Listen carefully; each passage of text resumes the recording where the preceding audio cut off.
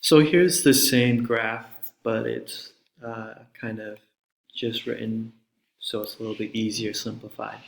So just to review really quick, because I know this can be confusing sometimes. As the only as the only firm with high prices, the quantity is going to demand a lot.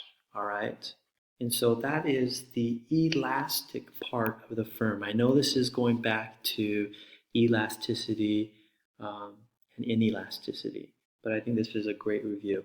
So if the prices go up and it's elastic, then there will be a greater percentage of the quantity demanded. There will be less demanded, okay? Now the second part, we'll see what happens when the firm decreases their prices. As they decrease the price, there's only going to be a small percentage change in the quantity demanded, and that will become more inelastic. So if there's an oligopoly, they're going to have prices right here. Now, one of the firms may raise their prices, but why would they not raise their prices? If they raise their prices, they would lose out on the total revenue, and all the other firms would stay here.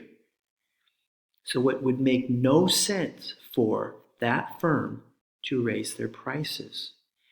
If out of the group of firms, one decides to lower their price, why would one of them not lower their price? First of all, if they lower their price, they're not going to have as much revenue as well. And that's the inelasticity. That's price and total revenue. That's something you would have learned in microeconomics as well. The other thing that they fear is that maybe the other people on the oligopoly will try and also lower their prices. And so they will continue to lower their prices, and that's called what is called a price war. And that is not beneficial to the oligopoly. So what this is saying is even though that there's no collusion, there's no planning, there's no agreement, because of what would happen if they highered their price or lowered their price in that oligopoly, there would still be price stability right here. Now we talked about a price war. Are price wars good or bad? Price wars. Winners, consumers. We consumers love to have price wars. Why? Because that means lower prices for us, right? Managers will have higher sales. Who are the losers? Well, the shareholders and then maybe the suppliers and the businesses themselves. They will also lose from the price war. Now, in this curve, we talked about that. Now let's talk about the marginal revenue. Where does that curve, how does that curve go? Remember, the marginal revenue curve is half the demand curve, and this is exactly what it looks like. It will be half of the part of the elastic and then half of the part of this inelastic. And this price right here will actually be filled in as well. This is what the marginal revenue. It is a vertical gap or a kink. And what this says is that when marginal costs are in this area right here, there will still be no change in price. Okay, so look, as marginal costs go from here to here, it's still going to be vertical and there'll still be price stability right here.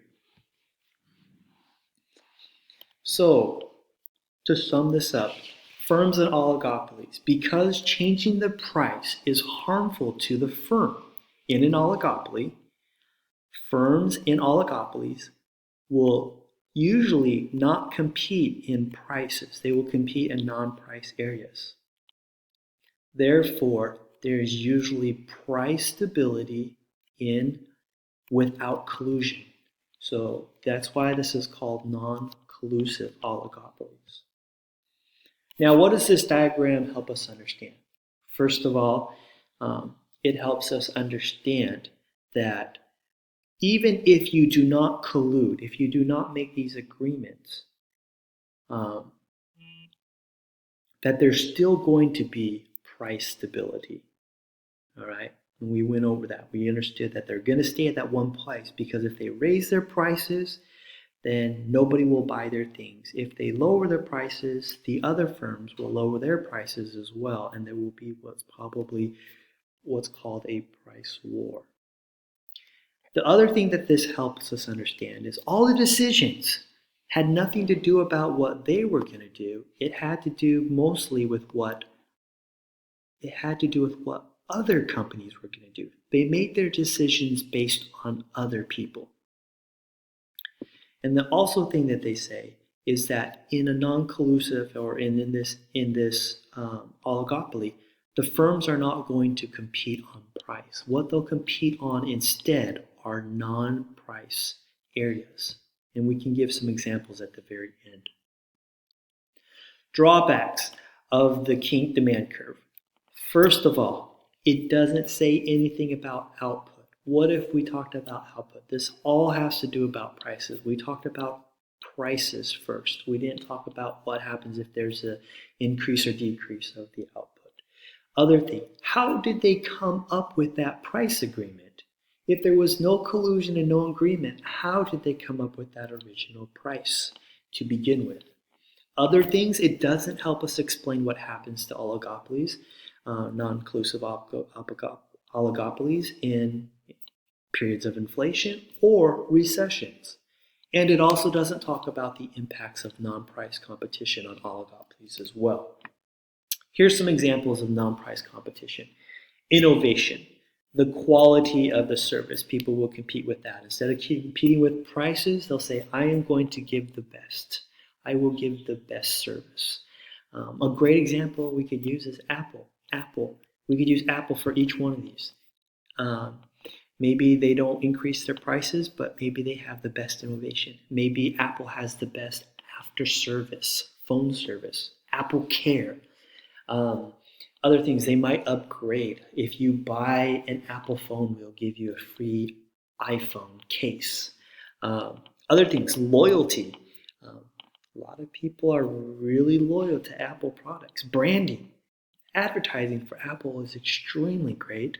And the other thing Apple does well is they do give free shipping. If you buy one of their products, you get free shipping as well. At this time, maybe I would tell this story as well, and then we would go into, and I'd help them identify certain areas that we talked about in an oligopoly. Of course, there would be more formative assessment. I would be asking them questions. There would be some type of review question as well to understand. Maybe there would be an activity. When we get into game theory, I know there's tons of activities that I've either done in college or I do with my kids as well, and the kids seem to really enjoy that as well. But this kind of wraps up